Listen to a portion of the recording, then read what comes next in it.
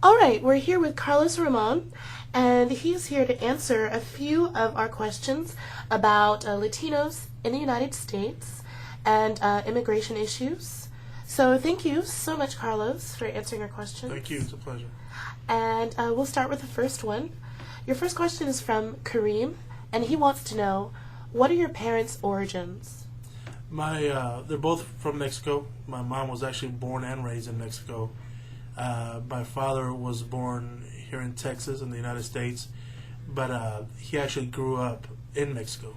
He moved, after being born here at the age of 3, he moved to Mexico, and then he didn't move back till him and my mom were married in their early 20s. When you were growing up, was it difficult for you to integrate? And this question's from Anissa. It was not for me, Anissa, because we lived in a predominantly Hispanic neighborhood. So, going to school, growing up, it was the majority of the school was Hispanic, not necessarily from Mexico, but from Latin countries. So it was not that difficult for me. Okay. This question is from Irwan. Do you speak Spanish? Sí. Yes, I do. I speak fluent Spanish. Okay. Mm-hmm. Do you use Spanish at work? Yes, I do. I use, being in Houston, which is one of the biggest, most popular cities in the United States with the biggest Hispanic community, it's essential. I think not a day goes by where we get Spanish-speaking customers coming into the store. So it's essential to have at least one Spanish-speaking employee at all times. Okay. Mm-hmm. This next question is from Fuad, and he wants to know, do you like Spanish food? Yes, I do. I grew up on it, so I do like it. Now, I don't like going to the Mexican food restaurants because that's what I eat at home, so I try to change it up when we go out to eat. But I do. It's an everyday thing for me. And do you think that the Hispanic population in Houston is an important part of the Houston population? Oh, it is. It's not just in Houston, just in general in the United States. For the most part, the Hispanic population, they're mainly hand laborers, out construction, landscaping, building homes. So they play an essential part of the growth and the development of the city, and not just here, just any city in the U.S. Thanks a lot, Lawrence, for being with us today. Your first question is from Kareem, and he wants to know, what are your parents' origin? My mother is from Mérida, Yucatan, which is at the tip of the peninsula of Mexico. She's from it's a regular town. It's not really like rich or poor. My father's from Louisiana. And this next question is from Erwan, actually. Do you speak Spanish? Sometimes. I can get away with speaking Spanish to most people. When I lived in Mexico when I was younger, I did speak fluent Spanish, but it's kind of slipped away from me now. From Sarah, she wants to know, do you think that you would go back to Mexico? Definitely, yeah. I would love to go back to Mexico at some point. I mean, most of my family is there. The next question is from Fuad. He wants to know, do you like Spanish food? I love Spanish food. It's some of the best food that I've ever eaten.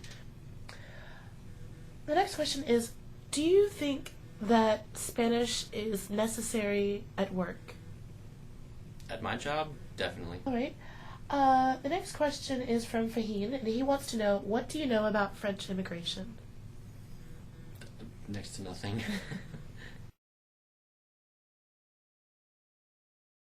Let's talk about culture shock. Okay.